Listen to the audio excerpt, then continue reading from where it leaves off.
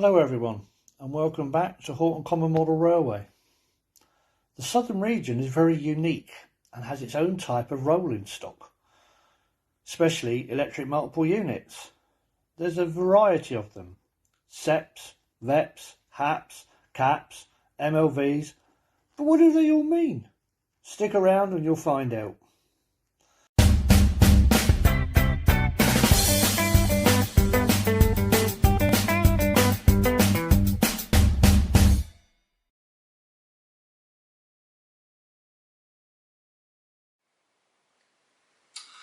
Right then, okay, it's unusual because you're actually going to see me doing the commentary.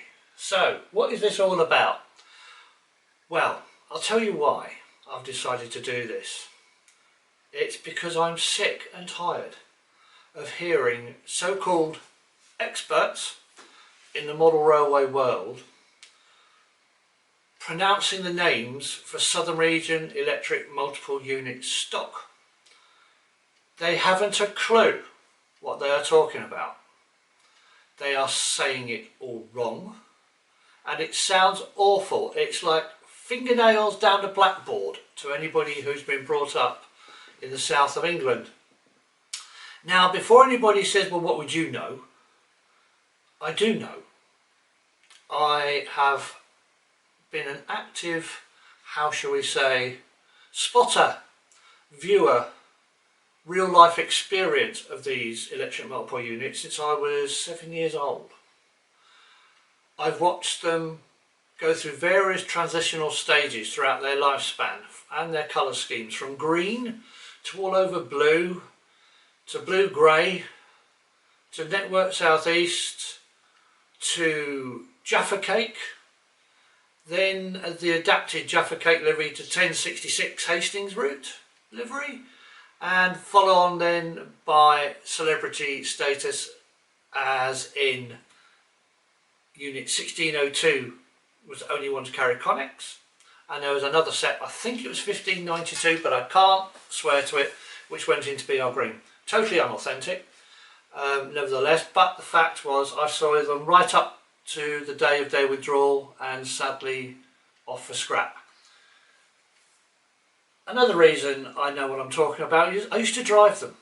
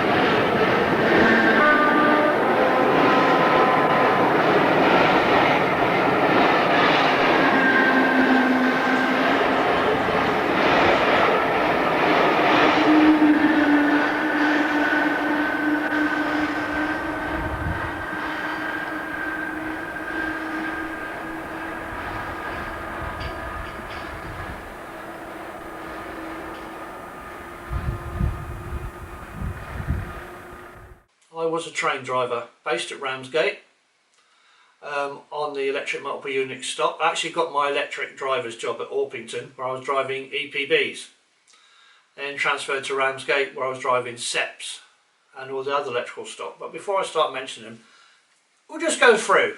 So then, this model is produced by Bachmann. It's been out quite some time now. It is in Southern Green original livery, electric multiple unit green, and is described as a class 411 4-car EMU set. Correct, okay, it is, but we didn't know them as that. If you turn them on their side, there is the sticker which says it is a 4-SEP. Notice how I pronounce that, SEP. Now, I don't know if Jamie can zoom in on this label, which I very much doubt he can, but there's a number 4 and then there's 3 letters, CEP. E is a vowel.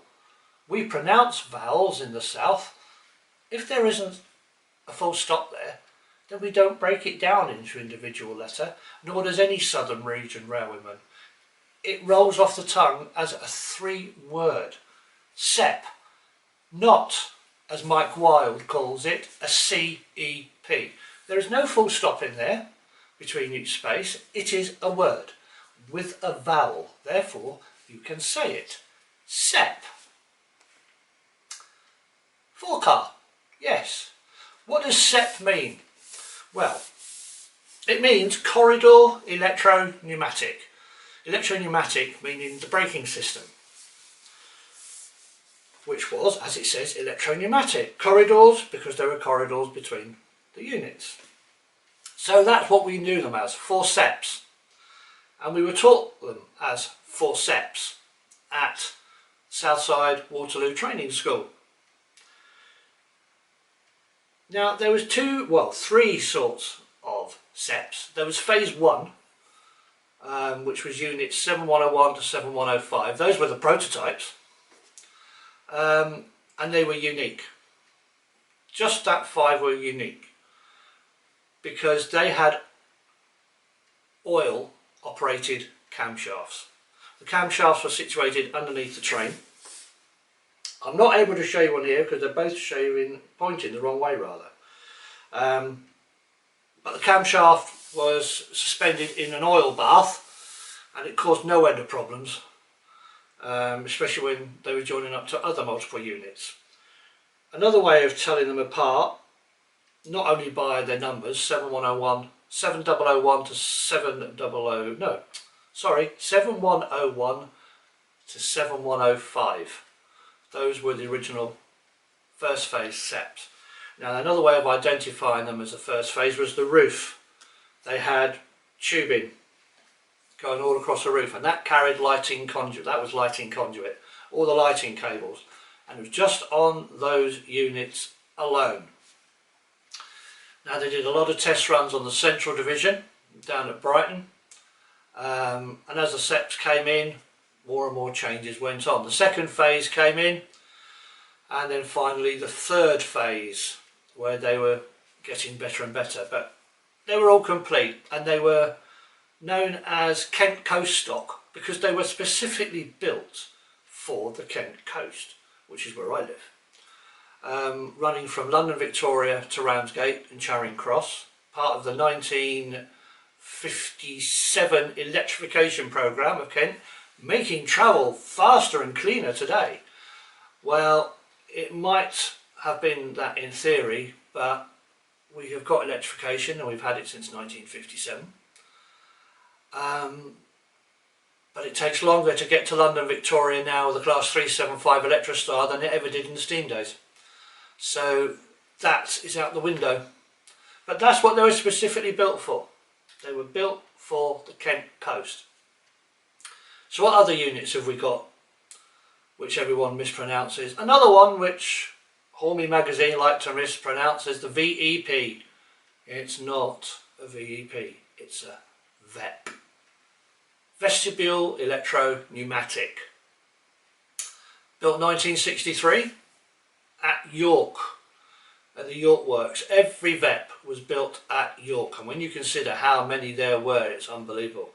They covered the South Eastern Division, the South Western Division and the South Central, and they were the mainstay. They were known as high density stock. Lots of doors, lots of seats to get lots of people in on lots of trains up to London in the rush hour. High density stock. As I say, VEPs, and they were spread all over the place. Now, where it gets problematic is another selection of 1963 stock which came in, which nobody makes a ready to run model of yet, which is the 4 SIG and the 4 BIG. Now, the word IG was a telegraph abbreviation for the depot of Brighton, and that's where their first units, the SIGs and the BIGs, went. Brighton. And they classed them, for some unknown reason, at first, SIG stood for Corridor Brighton. Brighton doesn't begin with an I. There is an I in it, and there's a G in it. But that's what they did. Corridor Brightons and buffet Brightons. However, when I went to the traction training school, we learnt them as CIGs and BIGs, corridor intermediate gangways and buffet intermediate gangways, which was fair comment, because when you consider there was a vast amount of CIGs and BIGs, not only on the central but also on the southwestern division. Now Brighton isn't on the southwestern division, so that didn't really stand up as being a Brighton unit, but nevertheless officially they are corridor Brightons, buffet Brightons, but to a lot of us they're corridor intermediate gangways and buffet intermediate gangways, built 1963 York. So what else have we got? We've got EPB. Now I have to pronounce it EPB because the vowel is not in the middle. And there was two lots. There was 4 cars and 2 cars, and there was 1951 EPB and 1957 EPB. Now 1951 2 cars and 1951 4 cars were identifiable again by the conduit running along the roof of the unit. They were pressed steel, and a lot of them were rebuilt from former steam stock using the underframes. The 1957 stock was a BR design, built at Eastleigh, and they didn't have the conduit on the roof, but they did have a gutter rail, which the 1951s didn't. Now all the Southern Region units were built at Eastleigh, including the CEPs. So we've got the CEPs, the VEPs, 2 EPB and 4 EPB, 1951-1957 design. And they also built the MLV, motor luggage van, single coach unit, exclusively for boat trains. They had batteries on, which they used only, and I emphasise only, when running over a short section of non-electrified line, such as Folkestone Harbour. They could detach and go forward on battery power to be unloaded of passenger luggage onto the boats. And at Dover Western Docks, the same thing, they could be detached and run on a single unit on their own under battery power to unload the parcels and the passenger luggage, and then they immediately came back to the third rail because the third rail charged the battery system. Now the MLVs also had other work apart from boat trains. A regular one was the 0233 Ashford to Margate Mail in the 70s and 80s, which used to come down from London Bridge. It was hauled down by 73, this train, and one coach was detached at Ashford, normally a BG coach, and the MLV would come out, hook on, and it would take it down to Margate, stopping at Canterbury West. It would reverse into the station, unload, back out, down to Margate, run around its train, unload the mail bags in platform 1, drop off the NDV in either the dock road or out in the yard, and then MLV would run light to Ramsgate. They also used to do light moves wherever they were needed. They were all based at Ramsgate, and they were sent to do additional boat trains, sometimes run additional mail trains, but that is specifically the MLV. Thankfully there's a lot of them preserved. 68001 and 2 are at Southall. Well worth a look if you to see them at open day, because they also had a vacuum brake, which is very unusual, and they used the vacuum brake when they were hauling the brake coaches with the mail in. So they had this BG, which is vacuum brake. They couldn't run air brake because the hoses were on the waist level. There was none on the buffer beam except the vacuum pipe, so they had to haul vacuum stock. Okay, anything else? Well, we've got the REP, the REP, which was exclusive to the Southwestern Division, Restaurant Electro-Pneumatic. By crikey, they were beasts. They could go like the wind. They would pull a house down. And even though they're withdrawn now, the traction motors from REPs were put into the 5 WES, which was like the Mark III hauled stock, West of England trains. they were called, the Wezzies, all based at Bournemouth, had a restaurant car.